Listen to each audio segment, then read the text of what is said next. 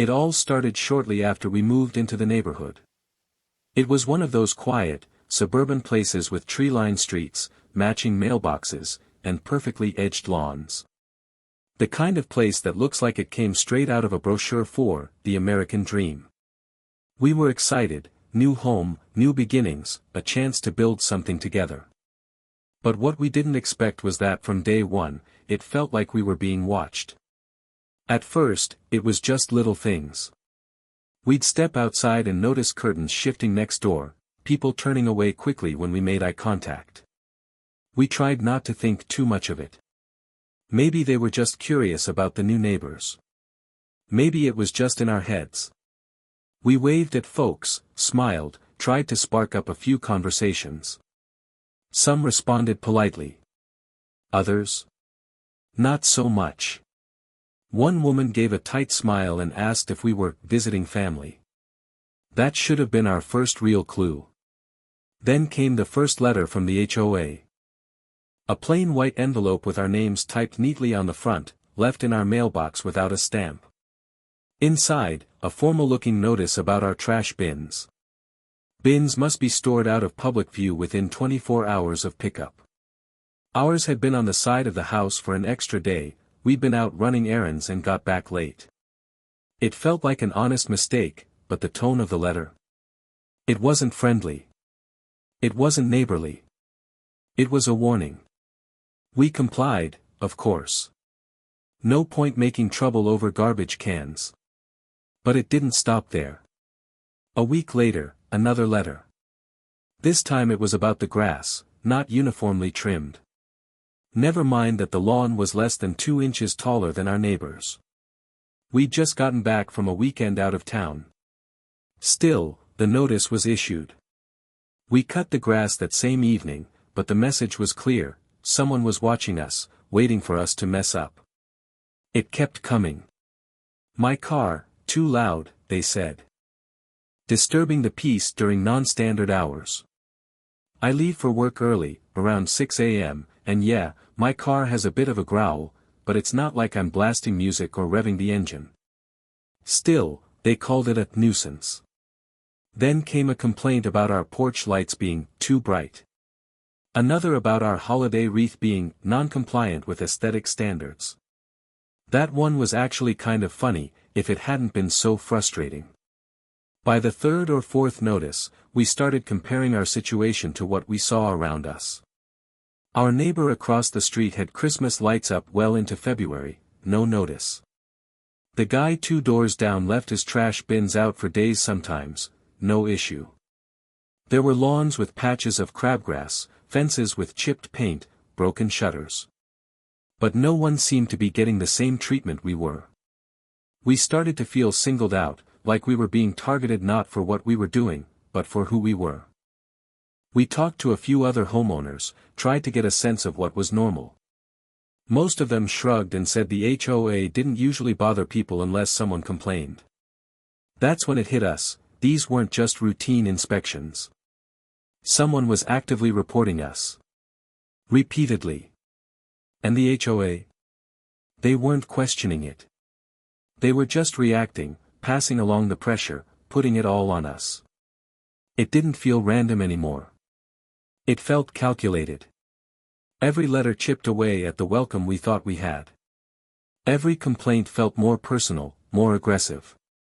We weren't being given a chance to adjust or settle in.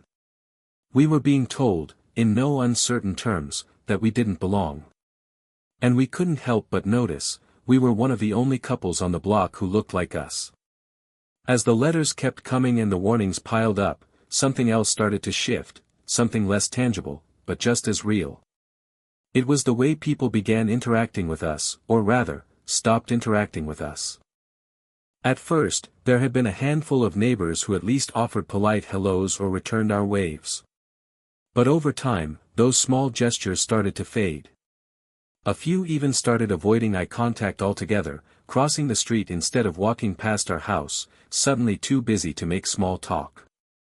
The message wasn't written on paper like the HOA notices, but it was just as clear. We began to feel like we were being frozen out of the community, like there was this invisible wall being built around us. It wasn't just about the rules anymore, it was about us being treated like outsiders. We'd hear about block parties or neighborhood potlucks after the fact, despite our names being on the HOA email list. Our invitations never seemed to make it. We'd see clusters of neighbors chatting at the end of the cul-de-sac, laughing, catching up, while we walked by with little more than a stiff nod or a forced smile. It was like they were all in on something that we weren't allowed to be part of. There were moments that made it undeniable. One day, we were walking our dog and passed a group gathered around one of the driveways. As we approached, the conversation went quiet, just for a moment, long enough to notice. One woman gave us that practiced smile, the kind that says more about politeness than sincerity, and then turned back to the group, whispering something that made two others chuckle. We kept walking, but the sting lingered. It wasn't just the neighbors. Even small things, like service referrals or neighborhood tips, seemed to bypass us. There was a community app used for everything from selling furniture to babysitter recommendations, and while we were technically members, our posts never seemed to get any responses. My wife posted about hiring a landscaper, and the only reply we got was a vague, unhelpful comment telling us to check the bylaws first. Meanwhile, other folks would post the same questions and get 6 replies in an hour. It became exhausting to constantly wonder if we were imagining it, if we were being too sensitive. But when the pattern repeats itself again and again, it becomes impossible to ignore. We started noticing how different the tone was when people spoke to us. Some of the HOA board members, for example, had this clipped, professional tone, like they were speaking to tenants, not homeowners. There was this constant air of condescension, like they were waiting for us to slip up so they could correct us. What hurt the most was the feeling of being unwelcome in a space we worked hard to join. We'd saved, planned, and sacrificed to buy this home. It wasn't given to us. We didn't stumble into it. We earned it. But still, it felt like the neighborhood had quietly decided we didn't measure up, not because of anything we said or did, but because of what we represented. Because we looked different, sounded different, maybe even lived different. We tried to stay optimistic at first. We told ourselves that time would smooth things out, that people would come around. But as weeks turned into months and the coldness persisted, it became harder to pretend. The neighborhood wasn't just trying to enforce rules, they were trying to send a message. One that said, "You're not one of us. You don't fit here. And maybe, just maybe, we'd be better off somewhere else." The notices turned into citations. The citations turned into fines. What started as passive-aggressive letters in the mailbox began to escalate into something more organized, more aggressive, and a lot harder to ignore. One afternoon, we received a formal invitation, if you can call it that, to attend a mandatory HOA meeting regarding unresolved compliance issues and potential remedies. It wasn't written like a warning, but it felt like a setup. Something about the language in that letter felt colder than the others. There was no room for misunderstanding, they were calling us out. The meeting was scheduled for a Tuesday evening at the community clubhouse. When we walked in, the room was already half full.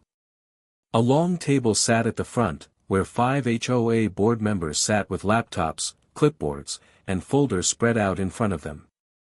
The rest of the room was filled with folding chairs arranged in neat rows, some occupied by neighbors, some familiar faces, some not. Most of them didn't look at us when we walked in. The ones who did offered only tight-lipped expressions. We took seats near the middle, and waited. The meeting opened with generic updates, budget allocations, plans for the upcoming summer event, landscaping proposals.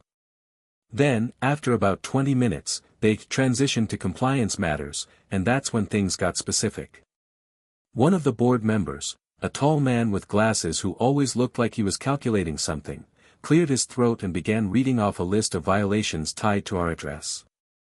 Overgrown grass. Unapproved modifications to the porch light. Repeated early morning vehicle noise. Trash bin visibility. Decorative flag that wasn't HOA sanctioned. The list seemed to go on forever. The way they read it felt rehearsed, like it had been practiced ahead of time. Like they knew exactly what tone to take, how to make it sound less like information and more like evidence. When they finished, there was a pause, followed by a question from one of the other board members. Given the frequency and pattern of these violations, has the board considered pursuing next steps? Another board member nodded, flipping through her notes. We've explored all corrective paths. A formal complaint has been filed. The next action could involve revocation of privileges and initiation of removal procedures per Section 8C of the HOA Charter. That's when it hit us. This wasn't just about fines. They were talking about trying to push us out. It was surreal, sitting there while a group of people who barely knew us casually discussed the idea of removing us from the neighborhood. They spoke in dry legal terms, referencing bylaws and procedural clauses, as if that somehow removed the personal nature of what was happening. But we felt it. We felt the weight of every skipped invitation, every sideways glance, every cold interaction. It had all been leading up to this moment. We tried to speak. My wife asked to clarify what exactly removal procedures meant, and whether we were being formally accused of something beyond HOA violations. One board member, the same woman who'd once made a snide comment about our lawn decor, responded with a flat, practiced tone. At this stage, the board is within its rights to recommend that the property be reviewed for non-compliance with community standards, which could result in formal mediation, and potentially, legal steps if harmony is not restored. Harmony. That was the word they used, like we were noise. Like we were the disruption. No one in that room stood up for us. No one questioned the process. A few neighbors nodded along. One whispered something to the person beside them and laughed quietly. It was clear they had already decided what they wanted. They weren't asking questions, they were building a case. They weren't looking for answers, they were looking for a way to get rid of us. The moment felt like a slow-building storm. After weeks of tension and a full hour of the HOA meeting filled with veiled threats and thinly disguised legal jargon, the room fell into a heavy silence. The board had laid out their intentions plainly enough. They wanted us out. They weren't going to say it in so many words, but every sentence, every clause they cited, pointed to that same conclusion. My wife sat beside me, calm and still, but I could feel the shift in her energy. She didn't fidget. She didn't blink much. She just waited. One of the board members leaned forward and asked if we had anything to say in our defense. It was a trap, really. They were hoping for excuses or emotional outbursts, something they could use to paint us as irrational or non-compliant. But my wife didn't give them that. She reached into her bag, pulled out a large white envelope, and placed it on the table in front of them. The sound it made when it landed, firm but controlled, broke the silence in the room. She didn't raise her voice. She didn't need to. She simply said, "Before we continue with discussions of removal or non-compliance, I'd like to make sure everyone here understands something fundamental." She slid the envelope across the table to the board president. "That's the deed to our home. We own it. Fully. No liens, no mortgage, no conditions. Paid in full." There was a pause. A long one. The president opened the envelope and pulled out the paperwork. The room watched in stunned silence as he flipped through the pages. My wife sat tall, her expression calm but unshakable. I saw a flicker of discomfort cross a few faces in the crowd, neighbors who perhaps believed we were renters, or assumed we were new money, just passing through. This changed things. Ownership carried weight in this space. And she had just reminded everyone of it. One of the board members, clearly caught off guard, cleared her throat and asked what relevance the deed had to the matter at hand. My wife looked her directly in the eye and said, "The relevance is that we're not going anywhere. We are not under your jurisdiction in the way you seem to think. This house is ours. This land is ours. You do not get to threaten us with vague language and intimidation tactics. Not when we hold the title." The room shifted again. A few people leaned back in their chairs. Some avoided eye contact altogether. My wife continued, laying out the inconsistencies in how the HOA had enforced its rules, pointing out the neighbors who had committed the same or worse infractions without consequence. She referenced specific photos and dates. She showed a spreadsheet she'd kept tracking our notices compared to other houses on the block. She had receipts, literal and figurative.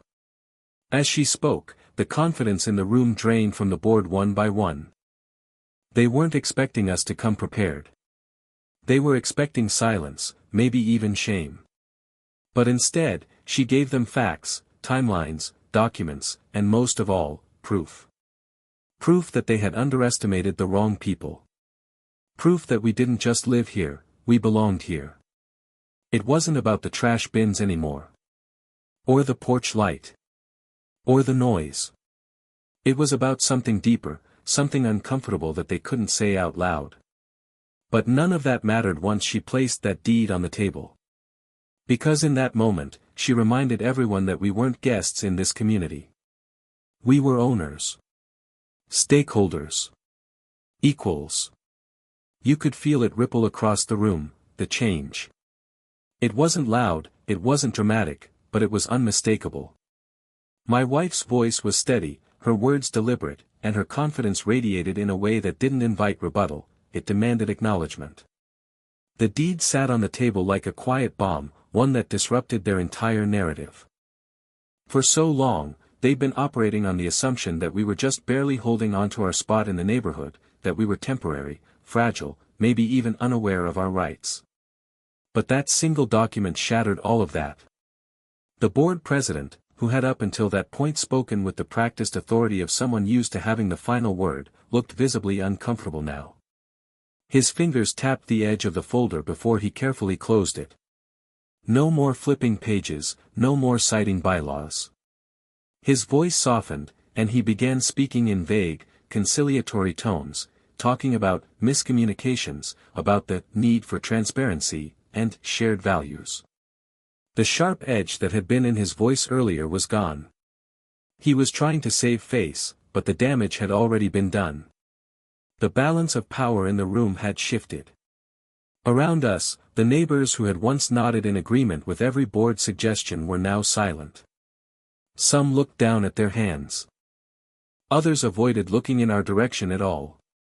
It was as if they were slowly realizing they'd backed the wrong narrative. Maybe they'd believed the version of us the HOA had painted, difficult, uncooperative, not in alignment with the community.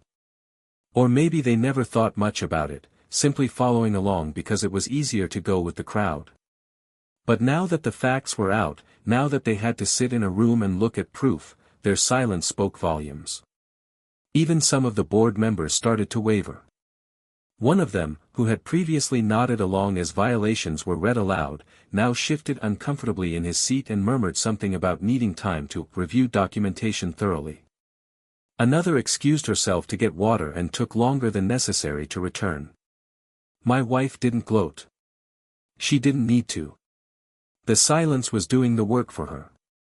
What had been a staged performance designed to embarrass or pressure us had completely unraveled. The room no longer belonged to them, it had turned into a courtroom without a jury, and the evidence was indisputable. You could sense the hesitation in the board's words now, the way they were trying to recalibrate. They started talking about welcoming all homeowners, about valuing diversity, the kinds of hollow statements that usually follow when someone's been caught showing their true colors and wants to retreat without taking responsibility. The tone had changed, yes, but so had the room itself.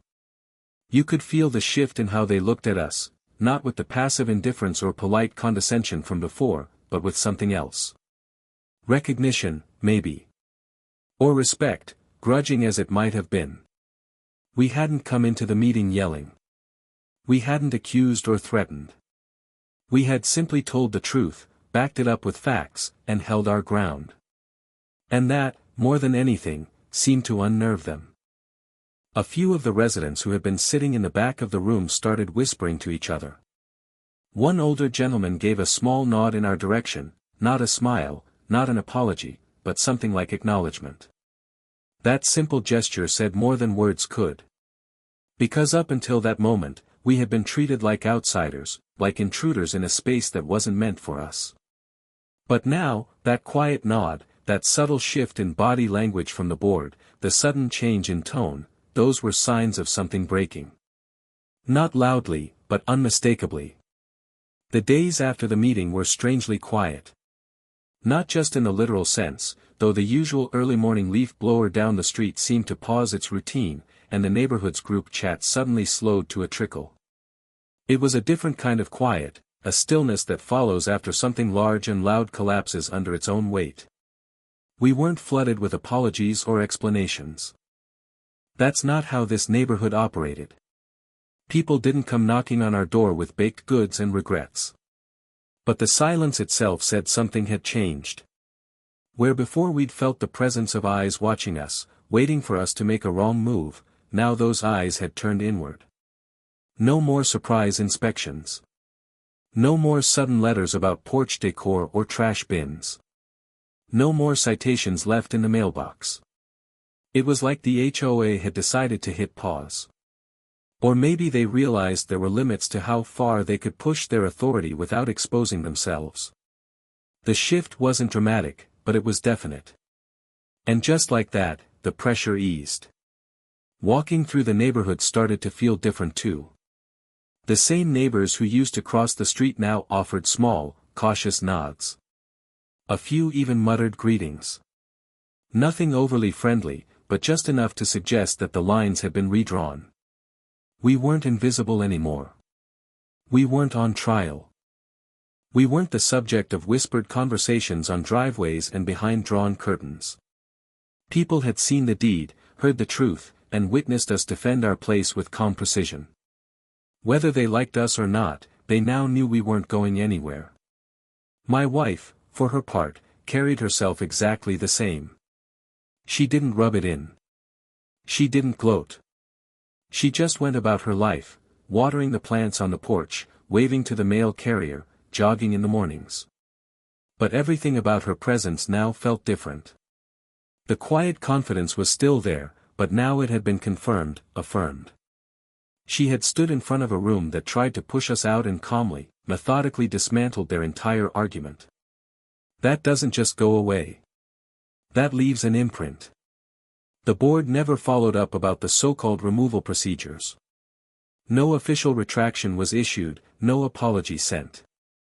But at the next monthly bulletin, they included a reminder that all homeowners are encouraged to participate in board meetings, and added a new line about respecting privacy and the rights of residents.